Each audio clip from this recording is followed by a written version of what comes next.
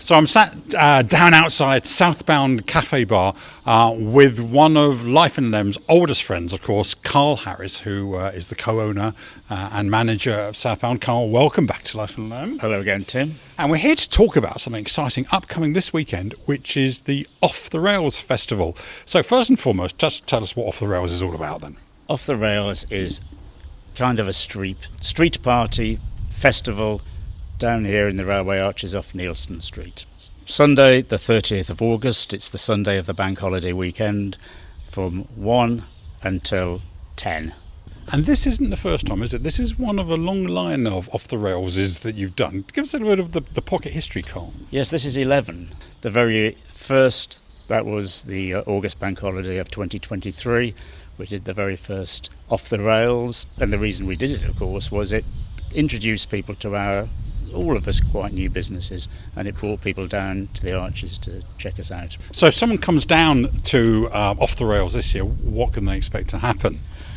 Well, bigger than ever in terms of the number of businesses that are involved, because we've now also got Lucky Shiba, which is Japanese whiskey and sake. We've got Ginger Elephant, who roast coffee and serve coffee at their counter.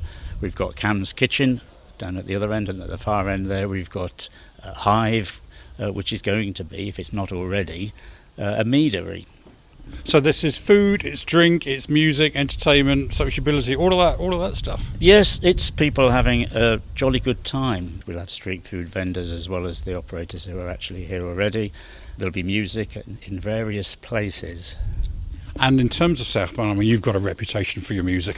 Have you got any particular entertainment that you're especially looking forward to at the festival? At the end, little golden nugget, same as at the previous one at the start of the summer, we've got Crossroad Kings rounding off our day for us at 8 p.m. In Southbound. And if everyone has not been down here, I mean, it's under the railway arches. There's a whole cluster of lovely businesses, food, drink, entertainment, stuff like that. How did it all come about down here, Carl? The businesses themselves? That's a good question. I guess they're small units and they're manageable for a small start-up or a business to move into if it's at that point. The very first one in the hospitality scene that opened up was next door to me, Warwickshire Gin Company. And then Windmill Hill Brewery and Brewable opened up pretty much at the same time. But what really got it going was Brewable opened a tap room pretty much straight away. And we all would migrate down there at the end of the day for a beer or two. And of course, where you start to get a cluster, more people gather around. And people come along for Off the Rails, but I guess, that's just a particular festival. You do this sort of, at some level, the whole year round, don't you? Yes, so the great thing about Off the Rails is it's introduced a lot of people to the businesses, the bars that are down here. And a lot of our existing customers and regulars first came down here at an Off the Rails. The caveat is that we get people who come to Off the Rails who think that we're only open during Off the Rails. And of course we're not. We're open all year round. We're all open from Wednesday through Sunday, every evening of the year. And of course you can listen to Carl's original and best recording introducing Southbound Cafe Bar back in the Life in Lem archives. But right now we're going to take a stroll around the railway arches and hopefully grab a few words with some of the other businesses that will be part of Sunday's Off the Rails. So now I'm slightly overcome by the intoxicating smell of beer brewing as I'm stood inside Windmill Hill Brewing Company and meeting with Ben. Ben, welcome to Life and Lem. Hello, nice to meet you. Welcome to Windmill Hill. Thank you very much. Tell us a bit about what Windmill Hill is going to be doing for Off the Rails this year. So this is where you can drink where the magic happens. So Windmill Hill Brewery makes all kinds of beers, lagers, stouts, you name it. So it's craft beer. We say think local, drink local. It's not a festival unless you've got live music. So we've got Nick G at 2:30, and then we've got Timepiece, Jackie and Timepiece at 4:30, and then Pillbox Hat, who grew out of our Sunday jamming sessions, and they're playing at about 7:30. We've booked in street food, so we've got a pizza, a really nice van. So that's Street Food Co. And then we've got Indian barbecue over coals, sort of lamb and chicken and paneer with dal and rice and salad. So salivating just thinking about that. It's the one kind of urban festival in Leamington, which is otherwise kind of Regency stuccoed and stuck up a little bit. And here we're in the underbelly, the urban underbelly of South Lem, Old Town. And it's a great vibe because you get thousands of people come down. And I think it's really nice that you can actually drink something that's been made in Leamington Spa. So that's why we say think local, drink local. And it's brewing away behind us as we're speaking. In terms of the ales that will be available for Off the Rails, are there any particular ones of note you want to point out for us? So in the background here is not only the beer being brewed, so the pale will be on, the lager, but Bethan is brewing today and has been brewing Session IPA. But we have Radler, which is the continental lager top. We've got one that's peach flavour, it's a peach. Many other types of beer as well, like stouts and rye ales and imperial stouts and a porter. Sounds like an absolutely fabulous afternoon. You're going to have 3 live acts as well. Ben, all the very best for a brilliant Sunday the 30th. Yeah, cheers. Thank you. And so now I'm sat outside the Lucky Sheba Sake Bar with James, who is one half of James and Laura, who are the proprietors there. And in fact, you only started up recently, James. How's it been going for you? It's been a wonderful start, I have to say. Yeah, so we got the keys on the 1st of June, and it's been chaos since then. Good chaos. It's been amazing. We weren't entirely sure what to expect.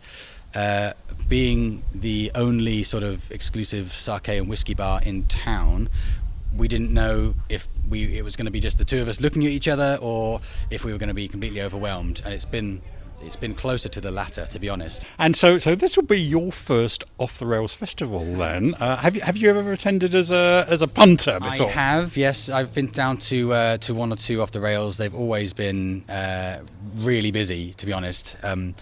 But again, like really good busy. It seems like a really nice collection of people. So you're down here at Unit 10, which is opposite the Ginger Elephant and just a couple of doors down from southbound. Slightly discreet frontage at the moment, so people will have to come and find you. When they do find you, what will be on offer? So a range of Japanese drinks and snacks. We've tried to lean quite hard into products that you can only get in Japan. There will be some recognizable whiskies and sakes, things like Nika products and Suntory products, ranging from the stuff that you can buy in supermarkets to the kind of really super high-end 18-year-old Yamazakis that are a bit more fancy. But yeah, we just tried to make sure we've got a really good balance of Japanese beers, wines, soft drinks, cocktails, mocktails, even Japanese tea, temple roasted coffee beans. A little bit of everything. We're working on getting a big Japanese snack order as well, sweet and savoury, that we can do to complement the drinks and cocktails and stuff. But yeah, we're very, very excited, I have to say. So the full experience of Japan without the bothersome 12-hour flight that you have to take to get there. If someone's not familiar, particularly with sake or with Japanese whiskey, and they want to do a little taste, what would you recommend that they do? Come and see us, first of all. It's a bit of a... Sake is a bit of a mystical, magical product, because a lot of people think of it as Japanese rice wine. It's a bit of a misnomer because it's not actually wine. It's closer to beer in the way it's produced. It's not beer either. It's not really a spirit. It's not really a liqueur. It's its own things. It's as complicated and as diverse as grapes and hops. There's hundreds and hundreds of different types and styles and flavors, and there's a range of classifications ranging from your futushus to your junmai daijinjos. If you are not a sake drinker, and you know, quite often people are coming in and saying, I don't drink sake, I want to try something, what is it that you recommend? We do have a couple of our house sakes that are just everyday, easy drinking. Any futushu is always a good starting point, your table sake, your everyday sake. This man clearly knows what he's talking about here, so come and pick his brains, get his advice. James, just to wish you and Laura all the very best then on your very first Off the Rails together. Thank you very much. Yeah, we're really, really excited. Come down and see us. So now I'm sat with Nathan outside Brewball Bar. And Brewball, I guess, was one of the very first inhabitants of the Arches down here, Nathan.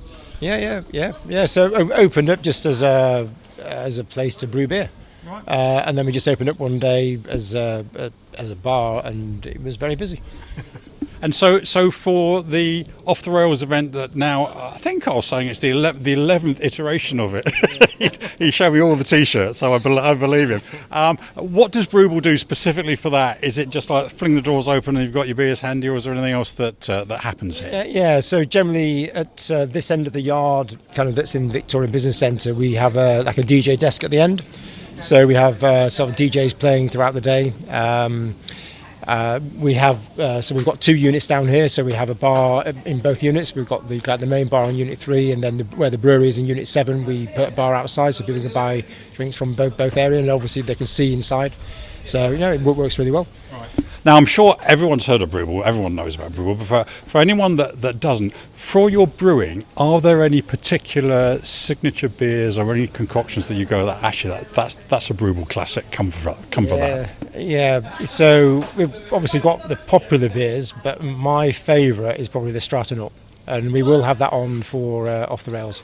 So it's in a big tank at the moment, so it's been dry hopped. It's just resting at the moment, and that'll be ready in a couple of weeks. So what's distinctive about that makes it your personal favourite? Yeah, it's a very hoppy beer. It's got some haze to it, and it's got a lot of flavour. It's really, really full on proper beer. You can enjoy it a bit too much at times. And if someone wants to line them up and do a proper tasting, how many different beers are going to be on tap here? Well, in Unit 3, we'll generally have 12 taps in total. I think one of those is a cider that obviously isn't ours, so there's like 11 of our beers. And then in the bar in Unit 7, there's about 10, because sometimes we have more than 10 beers available. So therefore, we kind of split them between the bars. Wow, you can have a really good headache on Monday morning then. So 11 plus brewable beers for people to come and sample. And then on top of that, we do, we have a cider, usually at least one normal, like traditional cider, and then we have some fruit ciders as well that people like. And obviously everything else, wine, gins, rum, spirits, whatever you want. Brilliant. So 11 plus beers, plus cider, plus a DJ here. Yep. Line that up. It's usually a really good night. Starts off nice and steady, and obviously people get food. There's food vendors here, so it is an absolutely fantastic family day out. So, Carl at Southbound, back to you again. For this Off the Rails, is there anything that you're especially looking forward to, other than, I guess, being able to close the doors at the end of the night? The drink after closing the doors at the end of the night.